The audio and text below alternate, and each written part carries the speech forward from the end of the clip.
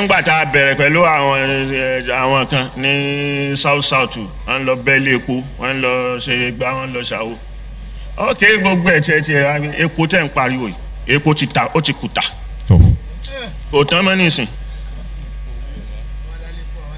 àwa lálépo epo ọ̀hún ti kùtà. Allah. Epo ti kùtà. Nàìjíríà ń bẹ ẹni tó fẹ́ wá àwọn tó fẹ́ wá re epo wọn lọ́dọ̀ wọn nísìn.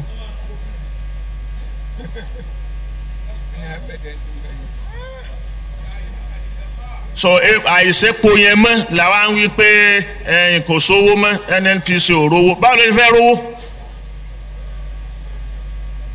nígbà tó yá sí pé nǹkan kan ṣo tá a dojú kọ nìyẹn.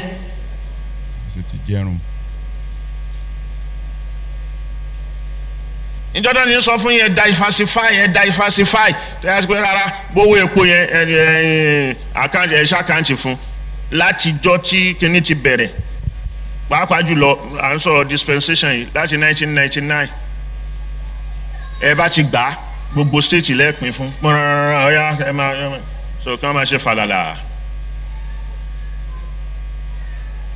so àwọn state tó ń gbà yẹn kálukú ti gbà wọ́n ti nà ọmọ state kọ̀ọ̀kan tó ń wí pé Nàìjíríà ò wọ́ọ̀kì bóyá ń gbà tí Buhari débẹ̀ yìí ni kò jẹ́ ó wọ́ọ̀kì ó bí gọ́fìnà rẹ láti jọ́ tẹ ti ń bọ̀ wá láti 1999 tẹ́ ń dìbò àwọn gọ́fìnà yín kí ni wọ́n ṣe síbẹ̀ kí ni wọ́n ṣe sí state yín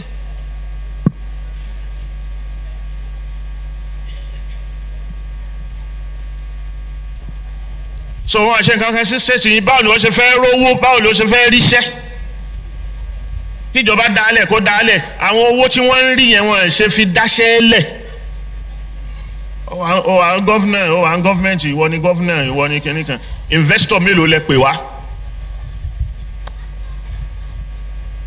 àbí investor ṣáà ni ó dá nǹkan lẹ̀ tá a fi gbà yẹn síṣẹ́ ìjọba kọ́ ló ń create kínní yóò fi enabling environment kalẹ̀ fún àwọn investors ni yóò dẹ̀ fún wọn ní incentives tó máa ṣe wọ́n lójú kòkòrò lórí pé bóyá holiday tax free bóyá 5 years ni tí yóò fún wọn pé ok ẹni san tax lọ́dún 5 ẹ fi ọdún 5 yẹn ó wà lórí pé ẹ ń kọ́ iléeṣẹ́ yín ẹ bẹ̀rẹ̀ kínní díẹ̀díẹ̀ wẹ́rẹ́wẹ́rẹ́ ẹ tí ì máa ta nǹkan débi tá a fẹ́ gba tax lọ́wọ́ yín.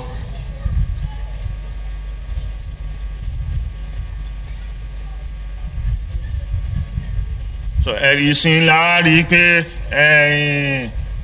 clueless àbí kí lè pè ní kíní tó wà ń bẹ̀ òun kọ́ ló wà ń bẹ̀ wọ́n ti pa ó ti kú sẹ́rí àìpé orí tí ò pé tó bá kú tí wọ́n bá gbé pamọ́ tí wọ́n bá ṣe kíkíní lè ṣe níjọ́ tábàṣà àti ẹ̀kú ṣé wọ́n lọ sí lẹ́sẹ̀kẹsẹ̀ àmọ́ gbogbo dispensation kìíní tá a wà yìí bóun bá sọ yìí pé kò láṣẹ lórí federal government president ò láṣẹ lórí state kan constitution ni kò láṣẹ lórí governor kan nínú governor state yẹn lẹ́ any state tó bá fún wọn lówó tó bá allocation wọn tó bá fún wọn ní tó bá wọn lè lọ fi ṣe kò lè sọ fún yẹn pé nǹkan báyìí ni ẹ lọ ṣe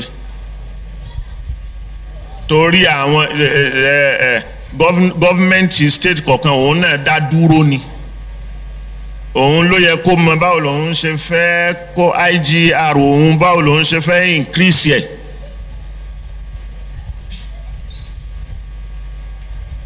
àwọn gọ́fìnà yẹn náà níbi kíní tó bá mú investors tí investors bá tẹ̀ wá bá wọn táwọn kan bá mú lọ tí ò bá ti sínú pátì wọn tí nǹkan tó bá dẹ̀ mú wá yẹn tí ò bá ti ní gbè wọ́n wọ́n nígbà wọ́n máa frustrate investor ọ̀hún ni tí investor yẹn padà so ta la wá ń ṣe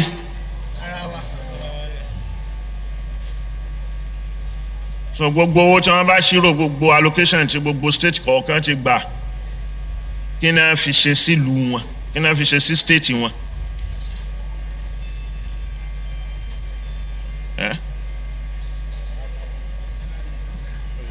So gbogbo àwọn nǹkan wọ̀nyí ẹ wá àwọn pé gọ́ọ̀mẹ̀ntì yìí ni ò dá kò mọ nǹkan kan ṣe kò mọ báwo ló ṣe fẹ́ ṣe fún yín nígbà tó bá dé lórí tẹ̀yìn ń já lábẹ́.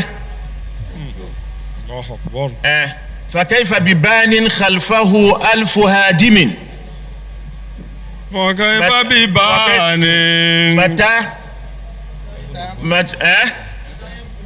متى يبلغ البنيان يوما تمامه له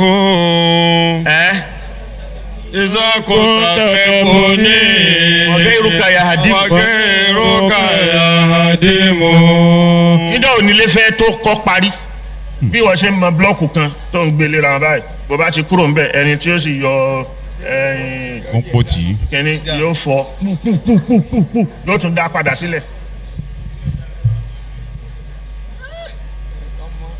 ẹnìkan mọ ẹgbẹ̀rún èèyàn ń wò ìgbà onílé fẹ́ parí.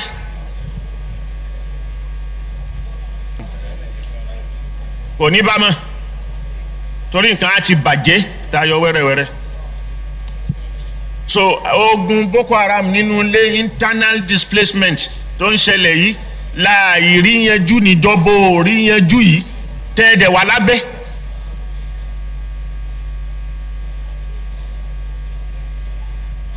àwọn politicians ló ń sponsor ẹ̀ àwọn Christian ló ń sponsor ẹ̀ àwọn CAN àwọn wọ̀nyí náà tí wọ́n ń gba owó alùsùn náà ṣe kínní kan wọ́n wà lábẹ́ láti dàlúrú da gbogbo ẹ̀rú. àbí kí ló ní alùsùn náà ń bá ìwọ tó yá sí pé èyí tó ní tí bàbá rẹ̀ sọ yìí pé kiri yóò kan ò lè jẹ president lójú ayé òun. àbí Nàìjíríà ìkọlà wa ni. bàbá rẹ̀ sọ yìí pé president kiri yóò kan kò ní jẹ president ní Nàìjíríà yìí obìnrin ò sì ní jẹ president. òun ló mú bàbá ṣe tafsiri ta'aliya alal kitabi ta'alaw ila kalimatin sawa'in baynana wa baynakum alla na'buda illa Allah wa la nushrika bihi shay'an wa la yattakhidha ba'duna ba'dan arbaban min duni Allah wa in tawallaw faqulu shahadu inni muslimun. kí ló ṣe kiri yóò kan tí ò lè jẹ. lẹ́yìn yẹn kí ló ṣe obìnrin tí ò lè jẹ́. ọ̀tọ̀ ni àyà yàgbẹ́yàgbẹ́ ó wà ní Al-Qur'an lóòótọ́ ọ̀tọ̀ sì ni àyà dìgbẹ́dìgbẹ́ èyí ń wà ní àsìkò tá a wà ní Nàìjíríà tó ń sọ ń jóná àsìkò dìgbẹ́dìgbẹ́ lélẹ́yìí kì í ṣe àsìkò yàgbẹ́yàgbẹ́. so àyà má bá wọn ṣe òun kọ́ la fẹ́ lò lọ́wọ́ àyà yìí pé la yanhakumullahu anil ladhina lam yuqatilukum fid din wa lam yukhrijukum min diyarikum an tabarru ilayhim wa tuqsitu ilayhim an tabarruhum wa tuqsitu ilayhim inna Allaha yuhibbul muqsitin. so bàbá rẹ̀ tó sọ yìí pé kiri yóò lè ṣe níbi tó hẹ́ẹ̀tì kiri yóò dé. àwọn onísúnà ọ̀hún torí pé ìkọ́mẹ́tù súnà ni wọ́n ń wí wọ́n mú arábàtú lè bí dáì. ìkọ́mẹ́tù súnà àwọn oní ìkọ́mẹ́tù súnà yìí wọ́n èyí kí mùsùlùmí tó ń kírun bí wọ́n ṣe ṣara wọn bẹ̀ẹ́lẹ́ ká sọ pé kiri yó. ìwọ ọmọ pẹ̀lú àwọn kánù àwọn kiri yó ṣe wá papọ̀ ẹ ṣe dọ̀rẹ́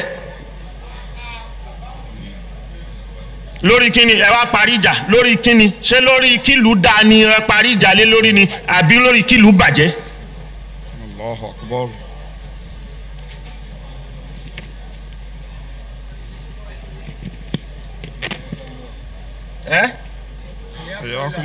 ṣé lórí kílù bàjẹ́ ni àbí kílù tòrò rí i pé kìlú bàjẹ́ lẹ̀ ń dúró lé lórí lẹ̀ ń papọ̀ lé lórí torí àwọn tó ń lọ bá Fúlàní nìwọ náà àwọn yẹn dẹ̀ ń sọ nínú ilé ìjọsìn wọn pé kill all Fulanis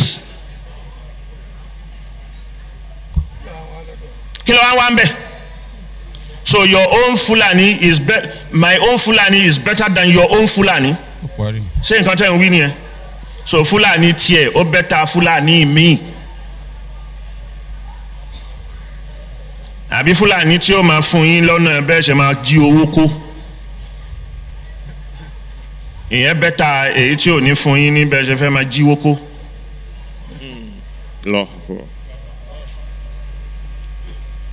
sọlá yẹ pé Fulani all Fulani kill them ìwọ pẹ̀lú eléyìí tó jẹ́ Fulani yìí ẹ ṣe ń ṣe pọ̀ tẹ́sìn ò sì pa yín pọ̀.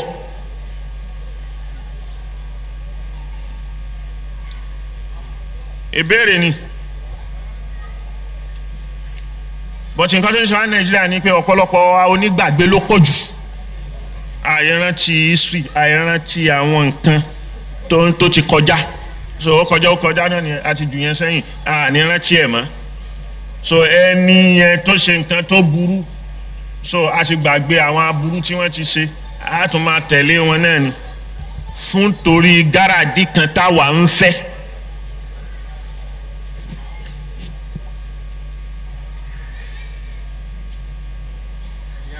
so táwọn ilé ìbá débẹ̀ tí wọ́n sọ pé ok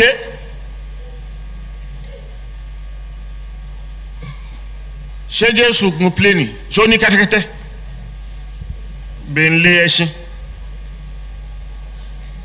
níjọ́ tó fẹ́ wọ Jerusalem tó fẹ́ bẹ̀rẹ̀ iṣẹ́ ìyìnrere ẹ̀ tó dé kínní ó sọ fáwọn ọmọ ẹ̀yìn ẹ̀ ní pé ẹ lọ síbẹ̀ yẹn ẹ bá kẹ́tẹ́kẹ́tẹ́ kan ẹ tú wá tí wọ́n bá bi yín léèrè pé kí ni ẹ tú kẹ́tẹ́ sí ẹ sọ pé Olúwa ni òun fi ṣe.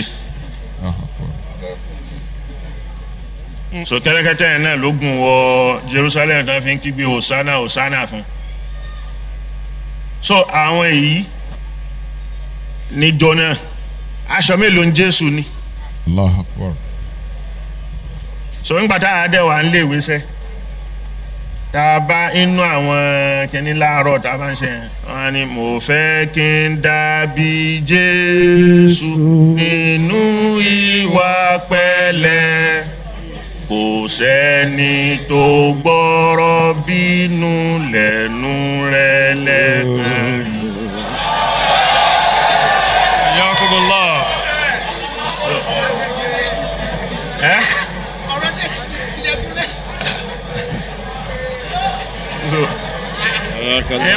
ìgbà tá a wà ní primary school nǹkan tí à ń kọ́ tá a kọ́ lára sọ láàárọ̀ so mo fẹ́ dàbí Jésù ṣé wọ́n dàbí Jésù. ẹ̀yin kiri yóò ṣe dàbí Jésù. nínú ìwà pẹ̀lẹ́ wo la rí lára rẹ tó máa bọ́ sáàárín àwọn congregation rẹ tó máa ń pè é pa wọ́n gbogbo ẹni tó bá jẹ́ mùsùlùmí ẹ yanjú wọn kúrò. ìwà pẹ̀lẹ́ wo ló wà lẹ́nu ẹbí Jésù ṣó dàbí Jésù. kò sẹ́ni tó lè gbọ́rọ̀ bínú lẹ́nu ẹ̀. ó ní kò sẹ́ni tó lè gbọ́rọ̀ bínú lẹ́nu rẹ̀ lẹ́ẹ̀kan rí. Allahu Akbar. ọ̀rọ̀ bínú là ń gbọ́ lẹ́nu yìí ọ̀rọ̀ dàlúrú là ń gbọ́ lẹ́nu yìí ọ̀rọ̀ kórìíra là ń gbọ́ lẹ́nu yìí. àwọn Júù ẹni tí ò bá kí ń ṣe Júù Gentiles ni wọ́n máa ń pè wọ́n. so ṣé Jésù wá ní kẹ́ kórìíra àwọn Gentiles nínú gbogbo wàásù ẹ̀. kódà àwọn ẹni wọ́n persecute òun náà kàn ságbélébu ọkẹ ká àgbà fún yín bẹ́ẹ̀ pé òun náà ni wọ́n kàn ságbélébu torí ọ̀rọ̀ táwa fẹ́ lò yìí. Ayakumullah. Ayakallah. agbada bẹ́ẹ̀ ni so wọ́n kàn àyàn kọ́ là ń bá yín sọ ẹni wọ́n kàn yes wọ́n kàn àmọ́ ńgbà tó wà lórí igi àgbélébù yẹn èyí tó wí ni pé baba dáríjì wọn torí wọn ò mọ tí wọ́n ń ṣe so kí ni wọ́n ti ṣe fún wọ tí wọ́n wá sọ̀rọ̀ tó dùn wọ́n tó burú tó nǹkan tí wọ́n fi kàn yẹn tí tí wọ́n wá mú mọ́ra tó wá ń sọ pé baba dáríjì wọn torí wọn mọ nǹkan tí wọ́n ń ṣe ni.